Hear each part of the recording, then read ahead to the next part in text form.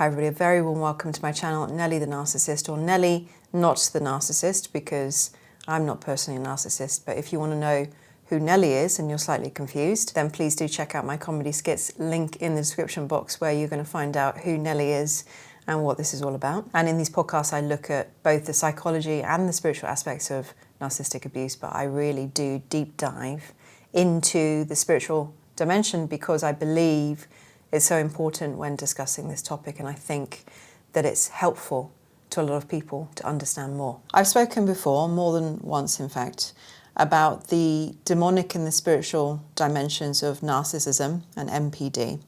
And every time that I do, it stirs up a wave of confusion and controversy and really understandable discomfort for people.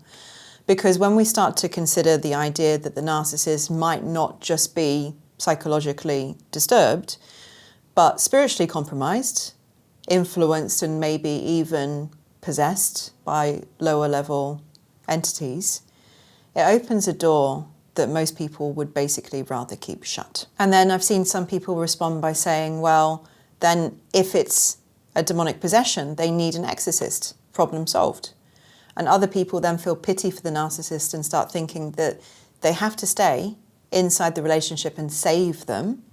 And then there's the frustration, well, if it's all demons, then is the narcissist even accountable anymore? And these are the kinds of questions that I want to speak about in today's video, because in my view, these conclusions, they all miss something that's essential. And in this video, I'm going to share why I don't believe that exorcism alone can actually help a narcissist, and why spiritual corruption doesn't remove any accountability, and why staying with someone who's made a spiritual alliance with darkness is not an act of love, but of spiritual danger for others. If you've ever felt that something beyond human was moving through a narcissist, then you're not imagining it, and you're definitely not alone. But this really is not about fear-mongering. You know, it's not about superstition. It's about understanding how free will and spiritual alignment and energetic choices basically shape not only who we become, but what we allow in. So if this is a kind of conversation that you're interested in having with me and listening to my perspective, then please do make yourself comfortable, because this is going to be a very honest and maybe uncomfortable for some people conversation, but it's one that I believe that we do need to have. And I'm going to link every single previous podcast that I've made on this particular subject below. And obviously, as always, if you appreciate the video and you'd like to help me to get it seen, get my messages spread to more people, then do help me by liking, sharing, commenting your thoughts down below. And if you happen to not be subscribed, then do consider subscribing. And to everybody that is subscribed and that is supporting me, then I just want to say so much love to you. So much thanks to you, because I couldn't do it without you. So let's start with this. When psychopathy is combined with narcissism, and also when the individual has a dark personality type, either the triad or tetrad, I can guarantee, without hesitation of saying that these individuals, they do have lower level spiritual entity attachments. And they've unknowingly or knowingly opened the door to the darker forces having a kind of influence on them. And the stronger the influence, the more dangerous the person will be. And the stronger the influence, the higher the likelihood that people closest to them will actually come into the exposure of this invisible level and understand that there is something else going on that's beyond the human perception. And it's very hard to explain to anybody that hasn't experienced it. In fact, it's impossible. But when you've made contact with it yourself, you just know. You know that you've touched something that you never knew existed and you didn't want to know existed. You'd rather not have uncovered that. That's the truth. But what are you going to do? You can't unsee it and you can't unknow it. So we become aware that there are some seriously dark energies, and they're working through the narcissist. And they're working through them, but it's not like the narcissist isn't part of them, because they are in partnership. I believe they chose a side. And just like we can choose to align ourselves to God and walk in the light and the divine, it's also a choice to choose the opposite. So if anybody thinks that demons just fly in out of nowhere, I don't believe it works that way. A door has had to have been opened, and we imagine that everybody is exactly the same in the levels of light and dark that they have within them. And that is also not the case either, because some souls, they do have more of an inherent propensity towards darker aspects. It doesn't mean, though, that they have to go there and they have to choose it. It just means that it could be more likely for them to be drawn into that direction through their own karmic attraction. But it's not a given, because if it were a given, there would be no free will and choice. What would be the point of incarnating and being born? We're walking our paths, and it's to make the decisions, of what roads we walk, what turns we make. And life is hard and challenging, and sometimes, and a lot of times, we don't have all the answers. We have to trust and have faith. So we get this life, and what are we going to do with it? Are we going to choose love, or are we going to choose fear? It's my belief that every single one of us has that cartoon devil and angel on our shoulders, and both are trying to lead us in separate directions. One into darkness and delusion, and the other one into light, love, truth. But the darkness, I know, is very seductive, and it's much more seductive even than the light. And why? Because the devil's a liar. It's going to make all kinds of promises and temptations. And obviously no promise is ever going to be delivered. The dark side, though, can look very tempting, because that big carrot is the delusion of power. And we can go back to the Lord of the Rings. In fact, I think that there is really no better visual depiction of this spiritual battle between the dualistic forces of good and evil than Lord of the Rings. So it's never a question, in my opinion, of, it's not me, it's the demons. This is not the way it is. So the narcissist does have accountability. In the same way, we could raise our vibrations by focusing entirely on unconditional love and God and truth and the divine, and we could have that in our mind every single day. And this idea about we want to be a better person and ask for divine help for this. And the more devotional that we are to the paths, the more invested then the divine energy will become in us, the more help we're going to receive. And on the absolute flip side, the more committed somebody is to their wickedness, what do you think is going to happen? Obviously, vibrationally, the darker somebody becomes, the less light they're going to hold within them. And if somebody starts actually enjoying, and giving a lot of energy, or even, worship to that kind of wickedness, then these types of energies that aren't in physical form are going to be drawn to them. And the lower the person becomes vibrationally, the darker that they've gone, the more these lower entities could have access and influence to them. But we can be influenced, and we can be moved and used by both light or dark, because some people are light workers. They help people by their connection to a higher love and truth. And I'm really not talking about those people that appoint themselves as spiritual leaders or gurus or, priests or whatever. I'm talking about really good souls that are doing truly God's work, usually without being in any kind of position of status or power. Because very, very rarely I've met people in churches like vicars. That's the British way of saying, I think, pastors. That's what you say in the US. I've only ever met one vicar in all my life that I felt had something special, like a true spiritual connection, a real authenticity. The others were drawn 100% by pride and ego, drawn to the power. It was very, very obvious. They weren't walking their talk at all. You could feel it.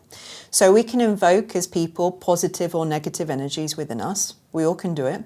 And it comes down to the thoughts that we think, the actions that we do, how we spend our time, and we can raise or we can lower our frequencies. And it's like a radio signal. We can tune to different stations based on our own frequency. So if we become consumed by wicked thoughts and begin doing actions based on this kind of evil, then what type of radio stations do you think that we're going to be tuning ourselves into, receiving? Because obviously lower energies cannot tune to higher frequencies because like attracts like. If you want to pick up and attune to higher frequencies, you must raise your own vibrational level. Which brings me actually to an important point. So imagine for a second that a narcissist or a psychopath, they wanted an exorcism and they had an exorcism. And I'm going to go into more depth later of why I don't think this is a possibility for them. But imagine hypothetically that, you know, they had an exorcism and they were cleared of any demonic attachments or possession or influence that they had going on. Then without actually changing the core of who they were and doing the work, changing their vibrational frequency, what do you think would happen? Well, I'll tell you what I believe would happen. Those entities may have left, but I believe that they can be drawn straight back.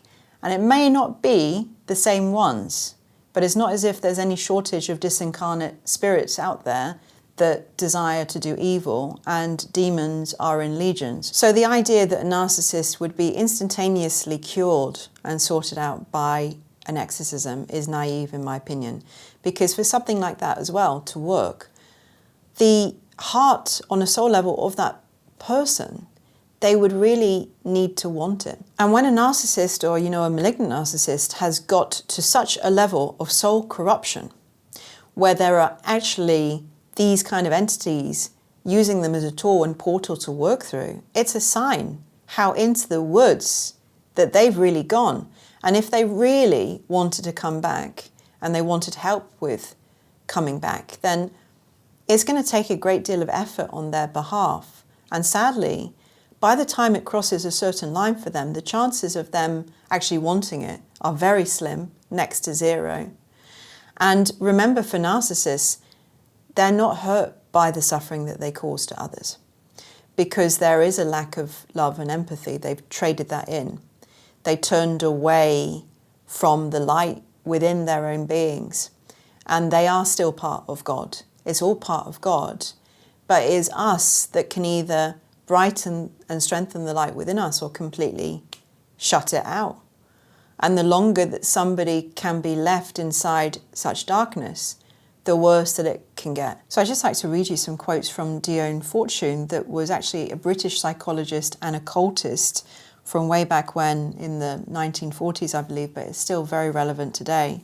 She said that the soul darkens by degree, not by accident.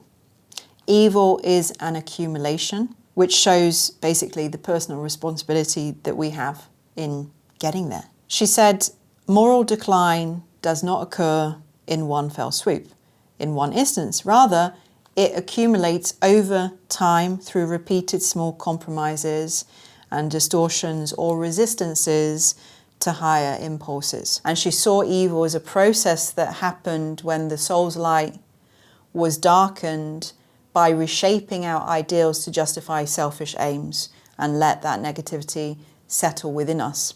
And constantly then lean towards what diminishes our integrity.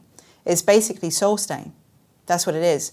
Unless you actually cleanse stains from you, the stains stay, they get worse. And this is why certain tendencies towards a darker side do need to be caught and nipped in the bud very early on. Otherwise, they're going to lead often to a corruption so severe that it will be virtually impossible to come back from. And I think a lot of people are, you know, imagining that the narcissist is a good person. You know, they're innocent. They've just been suppressed by these evil forces and taken over by these spirits. And it's not accurate. It's not that way. That would be placing them in a victim position. And that's really not how it is. And I know it is hard for a lot of people to imagine how somebody may choose willingly to be evil and consent to that kind of soul stain. And it's like Darth Vader. Imagine Darth Vader in Star Wars. He started out good. And obviously he had something already within him, in his particular character, that made the temptation towards the dark side easier to sway. Now, even though everybody has that within them, not everybody could be corrupted so easily.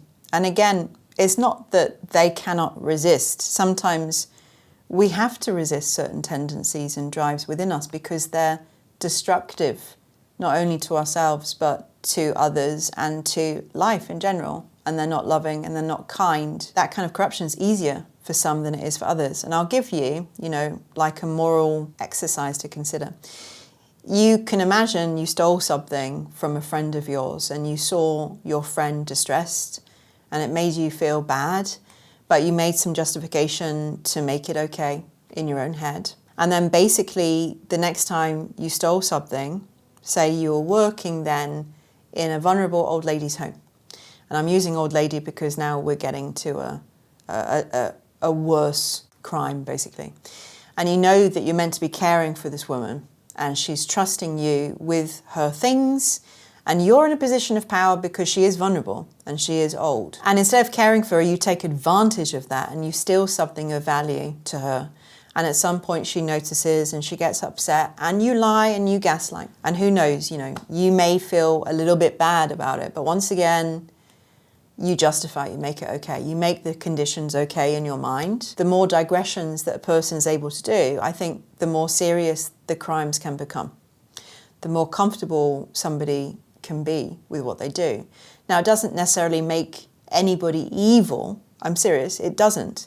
It just means that, yeah, okay, they're doing bad things, but they may not have disconnected 100% from love and truth of their spirit. It's still there, they've just deviated.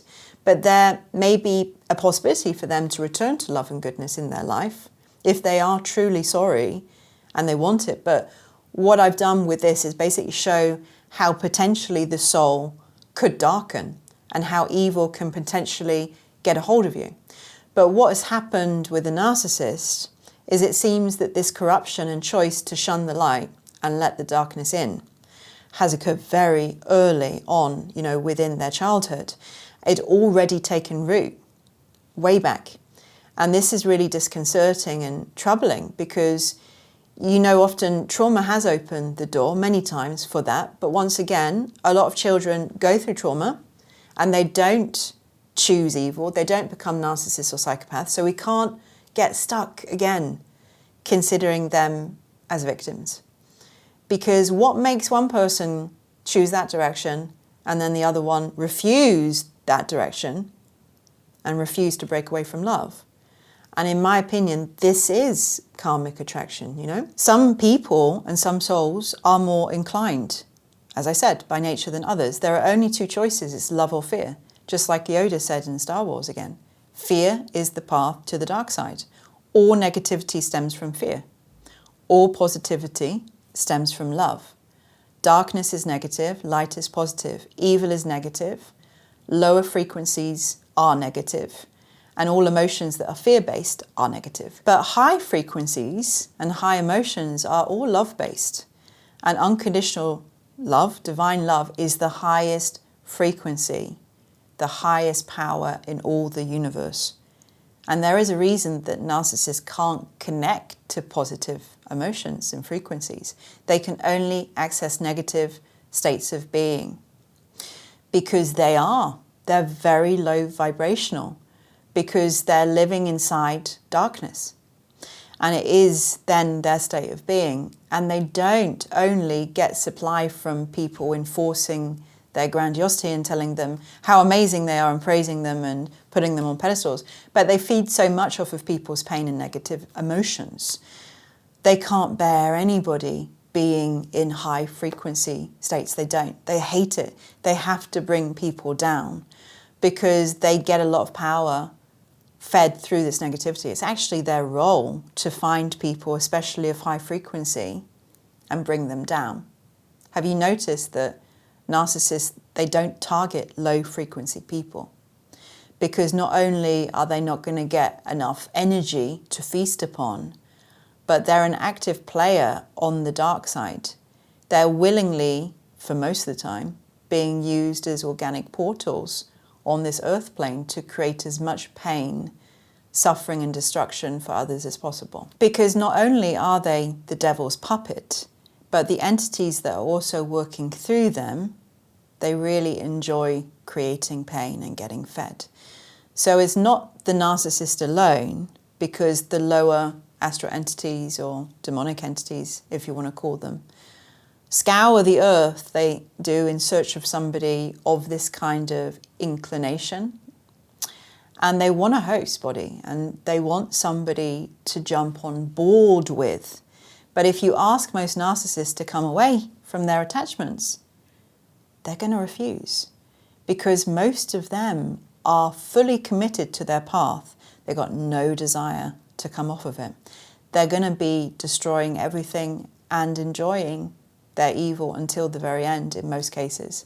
And it's a sad path, because you see in many ways that path's very destructive even for them too.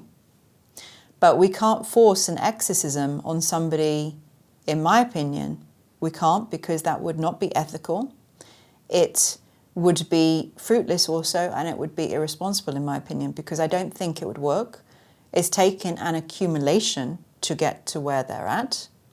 And unless you truly want to know God and the divine inside your heart and being, then how could it be a success? I might see somebody that wants to get healthy, but they've got a diet of cake. That's all they eat, cake. And I say, I advise you, if you want to get more healthy, stop eating the cake every day. And you've got to change. You've got to change your diet. And I can intervene as much as I want. I could physically try to take the cake away from them. But if the person only wants the cake, they're going to choose the cake.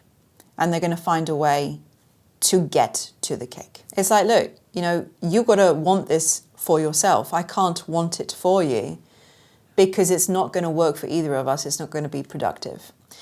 The difference that I see with a narcissist is they're not like a regular person that's just gone down a dark road. Those kind of people, they do have possibility to return with intervention and their own will, of course. But with narcissists and narcopaths, it's far more extreme, because the narcissist doesn't have a core identity. They're an absence masquerading for a presence, as Sam Vaknin says. Somehow they've fractured off. They have completely disassociated. And these conditions have led, I believe, to a spiritual corruption and a consent somehow to be used. But I still do believe that it is them, as well as the entities that are attached and working through them. They're not an innocent. They're not. And they also do know the difference between right and wrong. They can detect the emotional states of others. They're not completely oblivious. They're actually pretty in tune. So it's not like they don't know. They don't actually want to be seen or found out for who and what they are. And this isn't remorse or empathy, but it's shame. And shame is a very strong underlying negative emotion found in narcissists and narcopaths. So they do know what they do is wrong. If they didn't have a soul at all, and they were just demons working through them, then I don't think that there would be any shame. Why would a demon feel shame? The shame is the human part. But it doesn't mean that you can get through to them for them to change. It's really up to them. That's how I see it. And I wasted a lot of energy trying to appeal to the human inside the narcissist and thinking there's good in them. And I tried to coax it out of them, drag it out of them. And yet time and time again, I saw the narcissist choosing evil, always choosing evil. So I had to exit for my own safety, send prayers from a safe distance. And that's all I could do. And I did feel sad, because unfortunately, I think it's a lost cause for their lifetime. But it's not my life. It's not anybody's lives. We're all in need. We all have to take responsibility for our own lives and concentrate our energy where it's really most productive. Trying to drag a narcissist out of hell and get them into heaven is really not for us to do. And we can pray and we can ask that they be helped, but we can't do the work for them. So just returning to Dion Fortune for a second, because she made 3 very astute observations of evil. This is very key. So number 1, the soul becomes darker gradually, degree by degree, as we allow minor moral lapses to accumulate. Very true. Number 2, evil should be met not with a naive rejection, but with conscious awareness. So it is neutralized without being absorbed into our core. Number 3, true evil lies in the distractions that divert us from growth. And resisting or harmonizing those distractions is how the soul avoids darkening. Narcissists are totally stuck because they refuse any positive growth. Growth is positive. Yeah. They refuse any growth. They're only destructive. And they can never look at themselves. They can only blame other people. And how can you learn? How can you grow if you think that you know everything and nothing about you needs looking at or changing remotely? There's no judgment here because duality exists, like I'm saying. There are two opposing forces in life, and this is why contact with narcissists is like being directly inside and face-to-face with spiritual warfare. That's what it is. It's usually invisible to most people, but we're forced to wake up when somebody on the opposite side comes along and you touch that energy. And when it's at a level of potency, like with a narcissist, it's actually tangible. You can feel it and you know it's moving inside the narcissist and it's surrounding them. And it's totally unbelievable. It's so shocking, and it wakes us up to this spirituality and these opposite forces, because it is an energy that we're repelled by. It repels you because it feels so sickening. And we're shocked how somebody could get like that. And if you're like me, you question, how on earth did this happen? And like I said, we really do have that angel and demon on our shoulders. And whether or not you're religious, it doesn't matter. Even in yogic and Eastern spirituality, it supports what is said in the Bible. And in many cases, for example, with Paramahansa Yogananda, he spoke about how good and evil are fighting for supremacy within our own beings. One's trying to save us and the other one is trying to harm us. And we get caught up in the middle of this cosmic war. He said that all good is organized by God and the angelic realm, and that Satan, with a horde of evil spirits and evil forces, are on a campaign of organized wickedness throughout the universe. And I find that a very powerful statement to keep in mind. On a campaign of organized wickedness. Sounds a lot like narcissists. He says that evil thoughts and evil passions are potentially implanted into the mind of human beings by evil forces. And the angels and the Spirit of God are trying to implant goodness into our minds. So God is luring us in one direction to go to Him, and Satan, by the use of fake promises and fake happiness, is coaxing people deeper into his pit of ignorance and misery. And once we've accepted those kinds of latent satanic forces within us, and we've given them consent and an opportunity of expression through us, then we are really on a dark path unless it's caught really soon. It's a disease that spreads like a wildfire. And when somebody is in collaboration with those kinds of forces, and it's already, a long-term established relationship, then exorcism would probably likely destroy them. Because Jesus said in Mark and Luke, I'll put the links below, hold thy peace and come out of him. And Paramahansa Yogananda has remarked on the exorcisms of Jesus as spoken about in the Bible, and said, hold thy peace basically refers to keep your mind, maintain your sanity. Otherwise, the person's mind would be broken when the spirits, especially these demonic forces, are exorcised. And he also said Jesus, with his perfect integrity, would never have referred to these entities as unclean devils and spirits if they were not this, and they were just a condition of the human mind. And I do know it's a complex subject, but I'm just going to break down a few things in simple terms. Number one, there's a sliding scale of narcissism. They aren't all at the same level of corruption, but for the majority of survivors that have touched malignant narcissists, there is going to be a tangible, dark, low spiritual force that will be felt as pure evil and demonic. Because it is actually that level. That's why you feel it. And you won't only feel them, you're going to feel the presence of these forces all around them.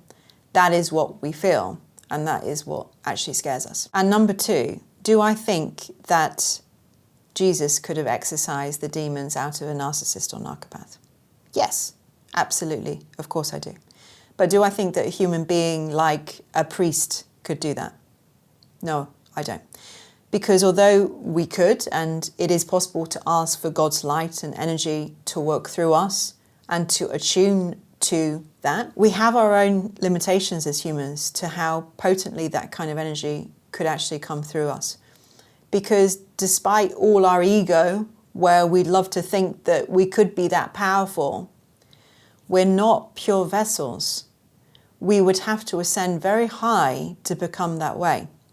And so number three, when it comes to, the will of the narcissist, do they really want to change? Do they really want to know God and the divine in their heart?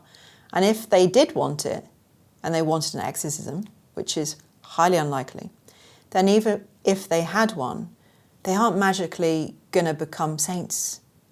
It's going to require a lot of work for them to change their frequency because they've been part of that lower energy for so long. And possibly it would be too much for them. And as I spoke before in previous videos, if you were to remove the demonic and return narcissists to themselves, who are you actually returning them to? Because their identity never became, the process was interrupted, which is also a big problem for this idea of exorcising demons from narcissists. They were never a full person or identity. And I think that we imagined that they were, and then, they were a perfectly normal human being with integrity and kindness and love, and then these demons came along and suppressed them. And once the demons have been sent on their way, the person can be returned in one piece and live happily ever after. And maybe this could be accurate for some. But the narcissist was never an identity to begin with, so who are they alone? No truly successful therapy has ever been found or made to help narcissists, apart from cold therapy, but that is not truly successful. So it's going to take a lot more, in my opinion, than just an exorcism. It is literally a soul journey for everybody, including them. And the relationship is always between every single person, every single soul, and the divine. We're all part of it. And God's voice was also speaking to the narcissist. And they chose not to hear it. And they tainted the light within them. They turned away from it and they turned it off. And instead of evolving now with life, they're destroying it. They're anti-life and they are opposing the living. They desire to crush and red rum, as I say. And although they believe it's good, it's actually a very sad reality to live without light. And it's up to them and their soul to work this out. And it probably won't be in this life, but we send blessings to them if that is our wish. And we get away, far away, and we stay away. And we actually live our lives and we leave them to their own chaos and destruction. So that was absolutely everything that I wanted to say in today's video. Please do like it, share it, comment your thoughts down below. For now, thanks so much for watching. Take care, sending love, and I will see you all again next time.